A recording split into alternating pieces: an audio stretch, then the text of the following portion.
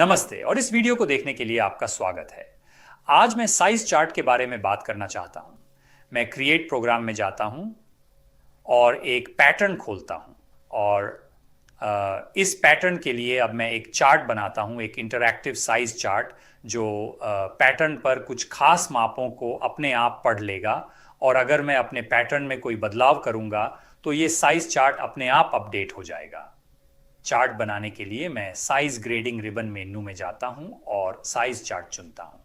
यहां ये नया चार्ट दिखाई देता है जो कि एक डॉकेबल चार्ट है जिसे मैं पकड़कर उदाहरण के लिए अपने वीडियो के दाईं ओर फिट कर सकता हूं।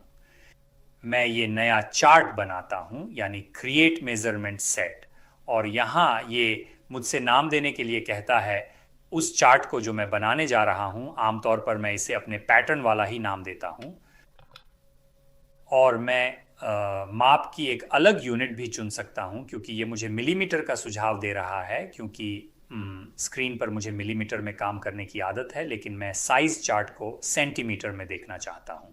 तो मैं यहाँ मेरे पास एक ड्रॉप डाउन मेन्यू है जिससे मैं माप की एक अलग यूनिट चुन सकता हूं। मैं ओके कर देता हूं।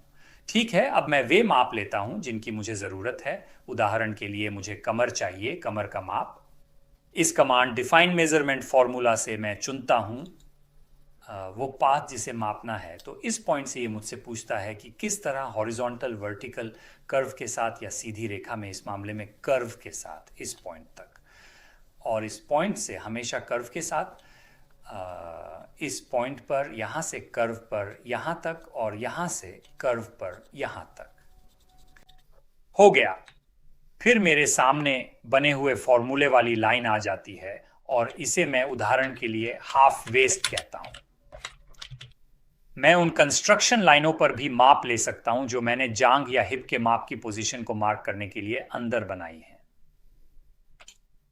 इसी कमांड से मैं पॉइंट से सीधी रेखा में चुनता हूं, इस मामले में इस पॉइंट तक, और यहां से सीधी रेखा में यहां तक।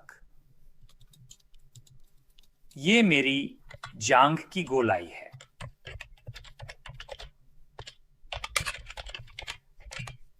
ओके, अगर मुझे आधा माप चाहिए तो मैं फॉर्मूले में बदलाव कर सकता हूं और कह सकता हूं कि पहले और दूसरे दोनों मापों को 2 से डिवाइड कर दो, और फिर अपडेट करने पर देखिए ये मुझे जांघ का माप आधी जांघ पर दे देता है। हिप की गोलाई के लिए भी यही चीज करेंगे। तो मैं पॉइंट से सीधी रेखा में इस पॉइंट तक चुनता हूं और इस पॉइंट से सीधी रेखा में इस पॉइंट पर मैं एंड करता हूं। ओके, और यहां हमारे पास हिप का माप है, या पता नहीं इंसीम की लंबाई। तो मैं इस पॉइंट से कर्व के साथ इस पॉइंट तक चुनता हूं, एंड इंसीम। आप यहां दाईं ओर के कॉलम में बेस साइज का माप देख रहे हैं, और यहां नीचे शो मेजरमेंट्स ऑन साइजेस पर क्लिक करने से ये मुझे बाकी सभी साइजेस में भी माप दिखा देता है।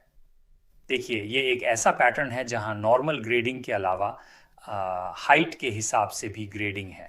तो हमारे पास है, अगर मैं ग्रेडिंग देखता हूं तो नॉर्मल ग्रेडिंग या फिर शॉर्ट वर्जन या लॉन्ग वर्जन में ग्रेडिंग देखने का ऑप्शन है, और साइज चार्ट में भी यही चीज है।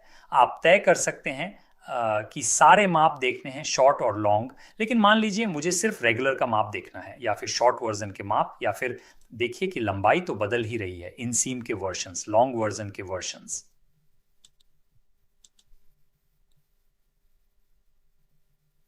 इस चार्ट को कॉपी किया जा सकता है, सीधे प्रिंट किया जा सकता है, या फिर मैं सीधे एक पीडीएफ फाइल प्रिंट कर सकता हूं, या राइट क्लिक करके क्लिपबोर्ड पर कॉपी करें, एक एक्सेल शीट खोलें और पेस्ट करें अपने चार्ट को एक एक्सेल शीट में।